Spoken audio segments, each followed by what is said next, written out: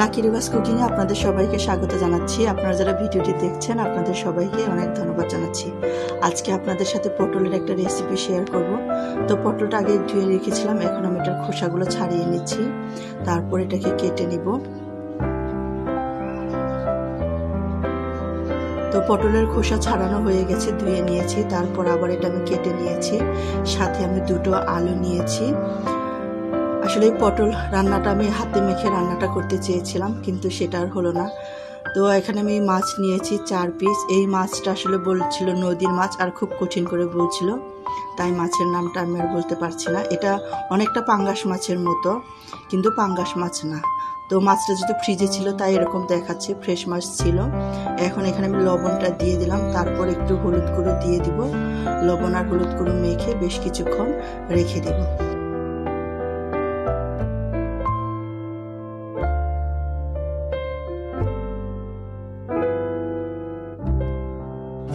মাছটা কিছু সময় রেখে দিয়েছি। এখন আমি কড়াইটা গরম করে নিয়ে এর মধ্যে আমি তেলটা দিয়ে দিচ্ছি। তেলটা গরম হয়ে আসলে হলুদ লবণ মাখানো মাছটা দিয়ে দিব। মাছটা একটু কড়া করে ভেজে নেব।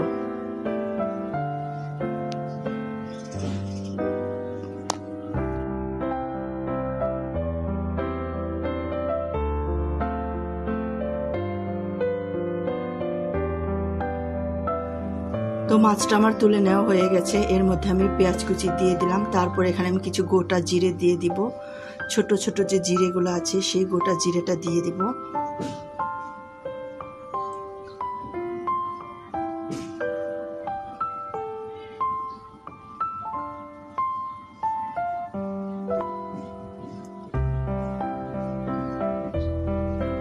পেঁয়াজ আর জিরে ভাজা হয়ে গেছে, এর মধ্যে আমি কেটে রাখা আলুটা দিয়ে দিচ্ছি। এখনকার আলুগুলো কিন্তু একটু কেমন যেন সহজে কিন্তু সেদ্ধ হতে চায় না, তাই একটু আলুটা আগে ভেজে নিচ্ছি।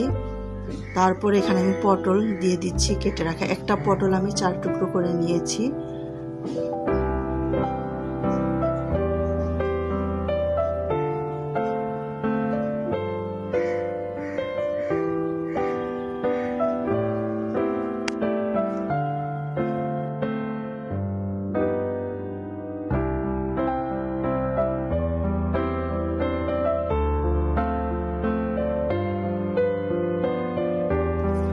তো পটল আর আলুটা একটু ভেজে নিয়ে এর মধ্যে আমি দিয়ে দিচ্ছি হলুদ গুঁড়ো, ধনে গুঁড়ো, জিরে গুঁড়ো, আর দিয়ে দিচ্ছি মাছের মশলা, আর একটু দিয়ে দিলাম মরিচের গুঁড়ো।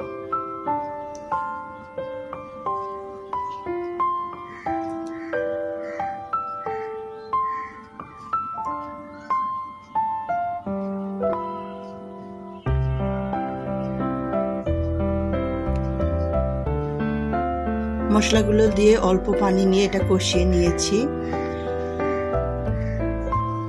এখন এটা অল্প সময় অল্প আছে এটা ঢেকে রান্না করলাম।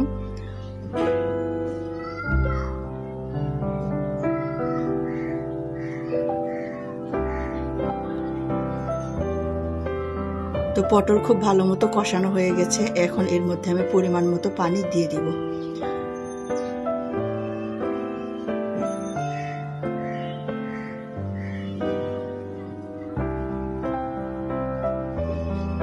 তো খুব সহজ রান্না। আপনারা যারা আমার ভিডিওগুলো দেখেন আপনারা আমি জানি অনেক ভালো রান্না জানেন, তারপরেও যারা ব্যাচেলর আর নতুন গৃহিণী যদি তারা এই ভিডিওগুলো দেখে কোনোদিন যদি দেখে তাহলে তাদের এটা উপকারে আসবে।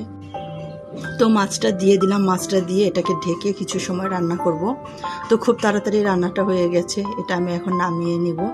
আপনারা যারা এতক্ষণ আমার সাথে ছিলেন, আমার রান্নার পুরো ভিডিওটি শেষ করে দেখেছেন, আপনাদের সবাইকে অনেক ধন্যবাদ জানাচ্ছি। আপনারা সবাই ভালো থাকবেন, সুস্থ থাকবেন। এটা এখন আমি নামিয়ে নিব। আপনারা যারা আমার চ্যানেলটিকে এখনও সাবস্ক্রাইব করেননি প্লিজ একটু সাবস্ক্রাইব করে দেবেন, আর যারা ইতিমধ্যে আমার চ্যানেলটিকে সাবস্ক্রাইব করেছেন আপনাদের সবাইকে অনেক অনেক ধন্যবাদ জানাচ্ছি। যারা আমার ভিডিও দেখে কমেন্টস করে উৎসাহ দিচ্ছেন আপনাদের সবাইকে অনেক ধন্যবাদ জানাচ্ছি। তো রান্নাটা আমি নামিয়ে নিয়েছি, কিছু সময় ঢেকে রাখবো, তারপর আমি পরিবেশন পাত্রে এটাকে ঢেলে নেব। একটু ঢেকে রাখলে হয় কি সুন্দর একটা কালার উপরে চলে আসে, দেখতেও ভালো লাগে, খেতেও ভালো লাগে। তো রান্নাটা যেরকমই দেখতে লাগুক এটা খেতে কিন্তু খুবই ভালো হয়েছিল। তো ঝোলটা একটু কম পড়ে গেছিল আমাদের জন্য, ঝোলটা আর একটু থাকলে আমাদের জন্য বেশি ভালো, ঝোল খেতে একটু বেশি ভালো লাগে। তো আজকে এ পর্যন্তই, আশা করি পরবর্তীতে নতুন কোনো ভিডিও নিয়ে আবার আপনাদের সামনে আসতে পারবো। এই পর্যন্ত সবাইকে ধন্যবাদ, ভালো থাকবেন, সুস্থ থাকবেন।